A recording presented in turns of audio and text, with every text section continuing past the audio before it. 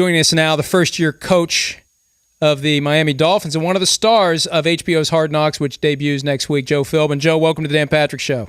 How you doing today, Mike? Doing great. And how relieved are you that your quarterback and 8th overall pick in the draft, Ryan Tannehill, is in the fold, signed, sealed, and delivered?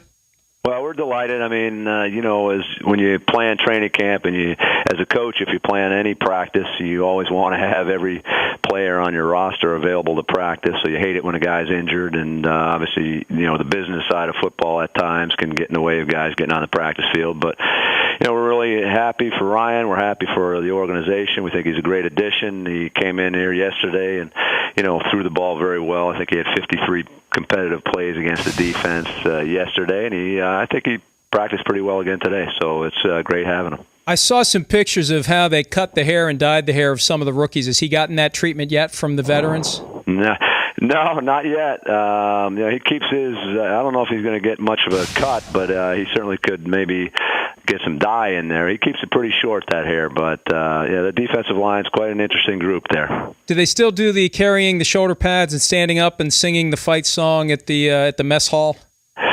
I haven't seen any of that yet, but we've been racing around here pretty good. I'm sure on their own time they've found a way to keep themselves amused. As you know, football players sometimes have a way of doing that during camp.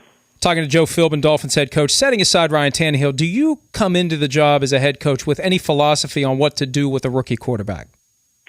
Well, I've seen it a couple of different ways. I think sometimes if you orchestrate things too much, Mike, and you take too much control of it as a coach, things can backfire. For example, I don't think it's the right thing. I was in Green Bay when Aaron Rodgers was drafted. Brett Favre played 3 seasons. Aaron never started a game until his 4th year in the National Football League, and obviously he's played fantastic. I don't know that that's the exactly right blueprint for every quarterback in the NFL. I mean, Joe Flacco's played extremely well. Matt Ryan's played extremely well. Cam Newton played extremely well. And there's a host of others. I don't want to, slight anybody else. So I think it'd be a disservice to tell Ryan Tannehill, look, you're not going to be ready till week 11 in 2013. A, I'm not that smart, and B, I don't think anybody knows, So we want him to compete for the job. If he's the best guy and he gives us the best chance to win, well, it doesn't really bother me. We could play him right away. If that's not the case, then I think there is at times merit for a guy to watch and learn and absorb and still develop his talent level. What do you do to determine if he is the best guy, though? Because it gets pretty nebulous. You can look at their stats in the preseason. Yeah. What do you look at to tell you who the best guy is to start?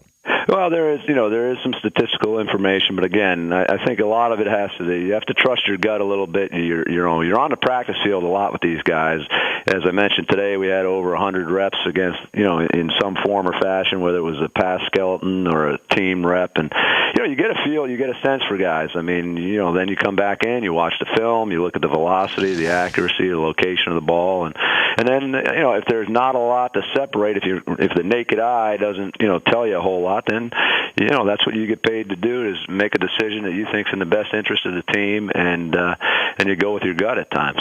Talking to Joe Philbin, Dolphins head coach. Now, extra attention paid to the Dolphins this year because of the presence of the Hard Knocks cameras and microphones. How much of a distraction has that been so far? Really, literally none to me. I mean, I got, as I'm speaking to you, Mike, I got 2 cameras staring at me right built into our staff room. But I told our staff the first day of camp that, our job is to help these players reach their potential.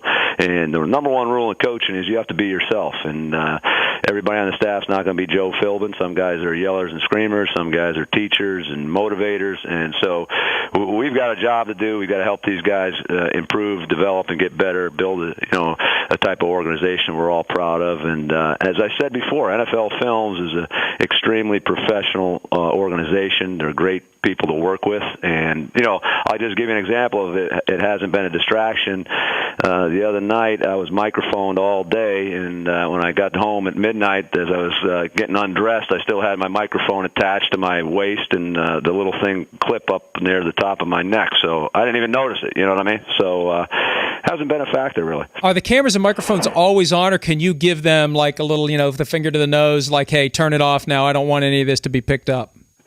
Oh boy, I hope so. No, I think they're running pretty much, but again, there's these guys are pros. I don't know if they want to catch a whole lot of. There's probably some moments you'd rather not see, but at the end of the day, we're football coaches. Our guys are football players. We're teaching them how to block and tackle and catch and function as a team. And I just up to this point, 4 or 5 days into training camp, it's gone pretty smoothly. So everything you say to other coaches, players, whatever strategy, that all that stuff is being recorded and maintained by NFL Films? I believe so. Yeah. Now again, they're not interested in they're not interested in producing a show where they want to know what we're doing against empty formation, and then when they back motions out of the backfield and creates a 3-by-1. I guess that's my understanding. The people who watch Hard Knocks aren't interested in that, and this is a program, as I told our players, it's built on execution and fundamentals, not schemes. So again, we're not curing cancer here with our schemes. So I mean, again, I don't think it's a big deal. Talking to Joe Philbin, Dolphins head coach. Now, you say that the key is to just be yourself. Do you think you'll be able to be yourself when the time comes to bring a player into the room and tell him he's no longer part of the team?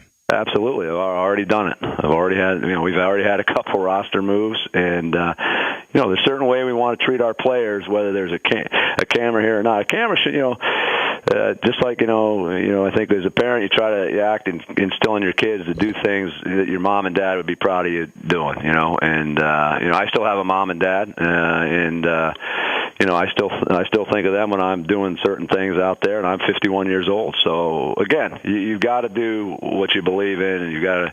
We have a certain way we want to treat our players here, and we're going to do that if there's 2 cameras, 10 cameras, or no cameras. Any fights so far in training camp? Not really, not yet. I mean, I know you can't really say go out and fight, but do you like it when you see that fire from your players? Well, you love the competitiveness. You like that aspect of it. I would imagine. I'm not hoping for one. I'm not predicting one. But of all the training camps I've been a part of, I think it's kind of almost one of those rites of passage. It's inevitable, whatever you want to call it. So my guess is that there's probably going to be one at some point in time. But it just hasn't occurred quite yet. What's a successful outcome to the 2012 season for you, Coach? Well, we got to establish an identity of how we're going to play football in Miami and how we're going to move forward as an organization, as a football team. And we told our guys, right now we're kind of in the formative stage. Our formative stage is we're trying to select the right people in the right roles for this football team and provide a competitive atmosphere during this training camp to identify those 53 guys. And then once we get the 53 guys together, we got to build up an identity of how we're going to play. And, the challenge is we want to be a sound, smart, and tough football team. We want to be a team that gets better from week to week and year to year. And, we can't wait to get started. This is the fun part of the process. It's hard to predict. As I like to say, my friend Yogi Berra said it's tough to make predictions, especially about the future. So we're not making a whole lot of predictions. We're working hard. We got our guys have been putting forth excellent effort, and we're excited. Well, Coach, good luck, and we're looking forward to seeing it next Tuesday night, August 7. It gets started on HBO, Hard Knocks. Coach, again, good luck, and thanks for your time. We'll talk to you down the road. Yeah, well, let me know how it comes out, because I'll be working, but let me know how the show comes out. You're not going to watch it? You're not going to DVR it and watch it when you get back? No. I've never seen one of them yet, so maybe, and I told the team in the spring, maybe, 20 years from now we have a reunion. It'll be fun to sit there and watch Hard Knocks together. But we got work to do, and that's what we're doing. All right, thanks, Coach. Good luck. Thanks, Mike. You take care. Bye-bye. Joe Philbin, head coach of the Miami Dolphins.